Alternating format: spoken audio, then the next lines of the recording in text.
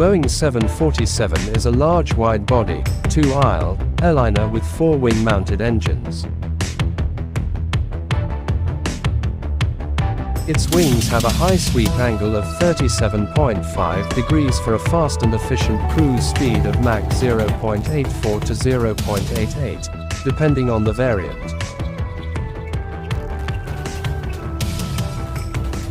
The sweep also reduces the wingspan, allowing the 747 to use existing hangars.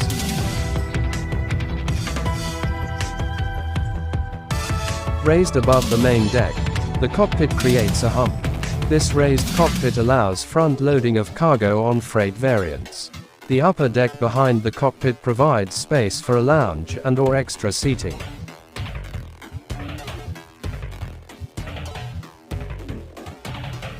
The upper deck was stretched more on the 747-8. The 747 cockpit roof section also has an escape hatch from which crew can exit during the events of an emergency if they cannot do so through the cabin.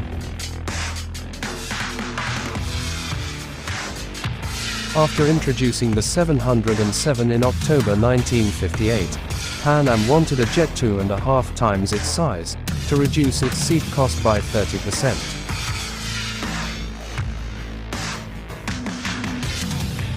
The era of commercial jet transportation, led by the enormous popularity of the Boeing 707 and Douglas DC-8, had revolutionized long-distance travel.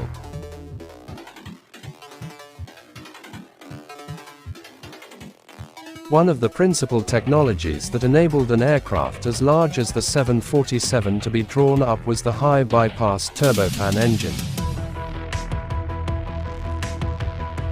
This engine technology was thought to be capable of delivering double the power of the earlier turbojets while consuming 1/3 less fuel.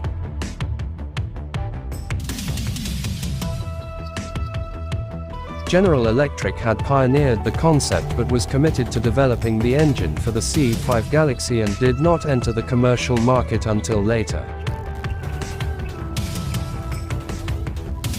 Pratt & Whitney was also working on the same principle and, by late 1966, Boeing, Pan Am and Pratt & Whitney agreed to develop a new engine, designated the JT9D, to power the 747.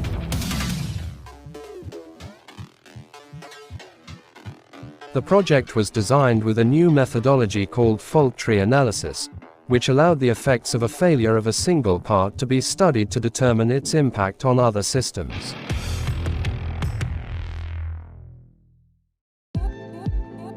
To address concerns about safety and flyability, the 747's design included structural redundancy, redundant hydraulic systems, quadruple main landing gear and dual control surfaces.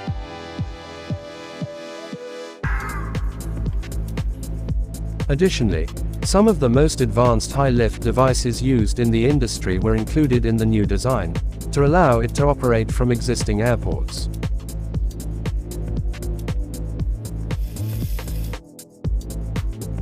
These included Kruger flaps running almost the entire length of the wing's leading edge, as well as complex three-part slotted flaps along the trailing edge of the wing.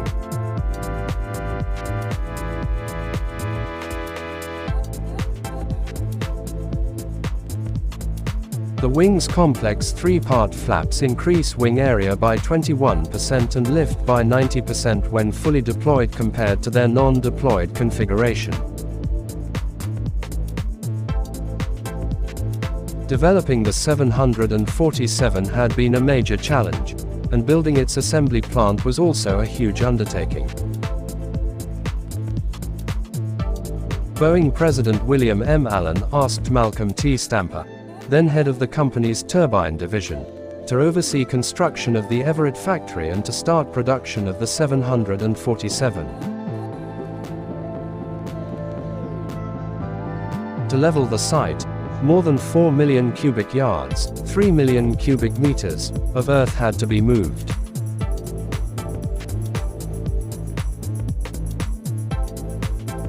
Time was so short that the 747's full-scale mock-up was built before the factory roof above it was finished.